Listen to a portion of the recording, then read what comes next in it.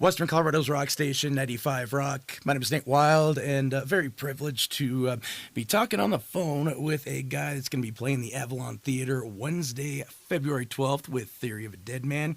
It is the man, Ayron Jones. How you doing, man? What's up, buddy? How you doing? I'm doing good. You just made my day a lot better. This is awesome. Yeah, man. So, first of all, when I very first heard your stuff, I believe it was Mercy was the first one. It Sure. really blew my mind, man. Like knocked the wind out of me. Great stuff. I want to know from the man himself, how would you describe your sound to somebody that's maybe never heard your stuff before?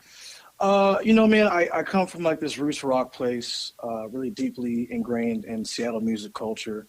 And I know when I say Seattle music culture, a lot of cats think just Nirvana, but just because that was probably one of the biggest bands that come out of here. But Right. all the way from Jimi Hendrix to Heart to Alice in Chains to the whole diaspora of Seattle music culture is kind of what I like to embody in my music. So that's where I come from, man. I grew up obsessed with Michael Jackson's voice and and in the church and soul music. So all those things come together in my sound. I definitely picked up on a Hendrix influence in like your guitar playing.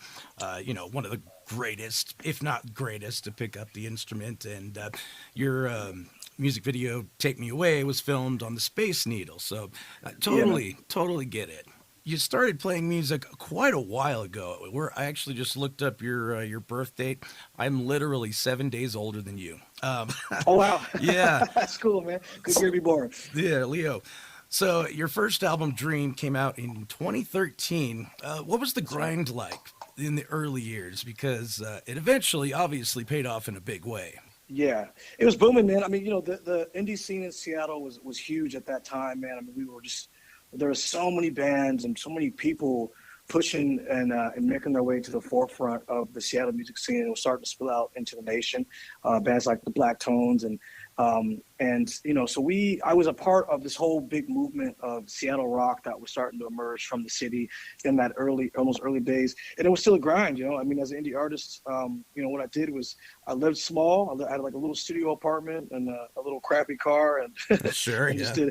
did everything I could just to make money. So I'd be around playing guitar just about four times a week on the acoustic, and just grinding it on out. And that record was produced by Sir Mix-a-Lot. So sooner or later, That's Sir right. Mix-a-Lot he found me and discovered me, and he taught me how to put together my first record, and then it was off the races after that. That is such a trip. Sir Mix-a-Lot of all people kind of, discovering Aaron Jones. More with Aaron Jones coming up here in a little bit as we gear up for his show with Theory of a Dead Man coming to the Avalon Theater on the 12th of this month. All right, so keep it locked right here on 95 Rock. Western Colorado's rock station, 95 Rock. My name is Nate Wild, and today we are talking to Ayron Jones. He's opening up the Theory of a Dead Man show on the 12th here at the Avalon Theater. And, one of the things we touched on was the cool, like, Seattle people that he's connected with. Some of these I consider, like, straight up Seattle, like, royalty. Maybe not Yeah, household names necessarily. I mean, my household, yes, but Barrett yeah, Martin from Screaming Trees. He was also in yeah. Mad Season with Lane Staley and Mike McCready. Jack Endino, the legendary Jack Endino. How did those relationships come about for you? Well, for me, those relationships came about because the Dream record was what put me on to Seattle. I mean, that was a big regional hit, and it kind of got my name in the underground music scene around the country and parts of the world. And because of that, Barrett Martin took an interest in wanting to work with me, and so I worked with Barrett on my second record. And he was good friends with Jack and Dino, so Jack and Dino helped mix it. Barrett Martin produced it, and Barrett. I mean, honestly, all the credit in the world to Barrett. When I got signed to Big Machine, that was kind of the lost story, was the records before that, because I think that they really wanted to put the spotlight on the records I was currently working on, my major records. But getting there, though, Barrett Martin was one of the biggest influences in terms of learning how to put a record together and be a recording artist. There's a big difference between when someone's a musician versus a recording artist. And that cat, he, having worked with these major bands, he instilled a lot of the things that you hear today in my music. Awesome, man. Love it. We're talking to Aaron Jones. He is going to be opening the Theory of a Dead Man show February 12th at the Avalon Theater. Mentioned Jimi Hendrix. Obviously, obviously a huge part of the Seattle scene, even though, like decades before the whole grunge thing, and that's what a lot of people think about, But as far as a guitarist, do you have any other like big influences that kind of shaped your sound? Yeah, when I first started on the music scene, man, I was really heavy into the blues. At least I thought I was. So I listened to a lot of the old blues cats, man. Buddy Waters, Albert King, Stevie Yes. Ray Vaughan. I got into Steve Vai for a little bit.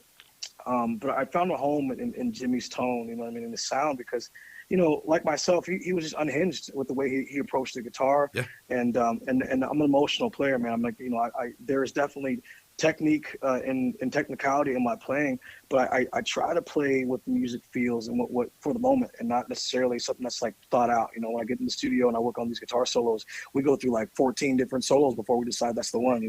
Nice. And as a guitarist myself, like you can tell when somebody's being genuine and when they're just, it's like, oh, I'm gonna go through this this arpeggio here, whatever. But no, man, there's definitely emotion in your guitar playing. I love it. It's kind of like if Jimi Hendrix, back in the day, had access to a whammy pedal, and Yeah. all these cool tricks we've got today. That's the Tom Morello influence too, man. Oh, yeah. I mean, Rage Against the Machine has always been one of my top bands, man. One of my favorite bands of all time, and just the way that Tom was able to turn his guitar into a drum and then also experiment in the sounds that he had, man. I mean, that was really the precipice to Take Me Away. Who also, I mean, just not even just to mention, we talked about Barrett Martin, but Barrett was the drummer on Take Me Away as well. So, Oh, really? yeah, man. Nice. Yeah, the intensity from Rage definitely shines through as well. Once again, we are talking to Ayron Jones today. He's going to be opening up the Theory of a Dead Man show at the Avalon Theater on the 12th. It's going to be an awesome show. We're going to talk to Ayron a little bit more a little bit later, so keep it right here on 95 Rock. Western Colorado's rock station, 95 Rock. It's Nate Wild, and we are so fortunate to be joined by Ayron Jones today. Yeah, we're going to check in with him one more time here, and keep in mind, Avalon Theater is going to be the place to be on February 12th. Theory of a Dead Man and Ayron Jones. So, Ayron, your latest record, Chronicles of the Kid, that came out in 2023, right? Yeah, man. Yeah. Blood in the Water was the first one I heard off of that, and it's so intense, man. It's great. The whole album is great, but Thank you. what was it like putting the album Chronicles of the Kid together pretty much right on the heels of the last record, Child of the State? It was a blur, man. It was a blur. I mean, I was touring around the world and simultaneously putting the record together. So, unfortunately for my family, I'd come home and then take right off back to Nashville to work on this record. And I got the opportunity to work with some of the legendary songwriters, hit makers in the rock industry, Marty Frederiksen and Scott Stevens, as well as some of the Four Horsemen on this record, man. It was beautiful. Awesome. Well, once again, we're talking to Ayron Jones. He is going to be playing the Avalon Theater, gracing us with his presence on February 12th, opening for Theory of a Dead Man. Now, we've got that, obviously, and obviously you're a really busy guy, but can you tell us what's next for Ayron Jones? What's on the horizon? Well, man, I'm working on a new record right now, working on a new deal, and trying to get the this next era of Ayron Jones going. I've had a great opportunity to put out two major records, and it definitely put my name on the national and the international scene. And I just want to keep building on that, but I want to enter into a new era of the artist I've become after all this travel and this experience I've had with these songwriters and playing with to audiences around the world, opening for major bands like the Rolling Stones and Shinedown. And, I've collected numerous techniques, numerous skills, and developed as an artist in a way that maybe the second record kind of peaked. It showed a little bit of that, give you a sneak peek of that. But, I think that this is the moment for me to really, really show and shine in terms of my abilities and my skills as an artist today.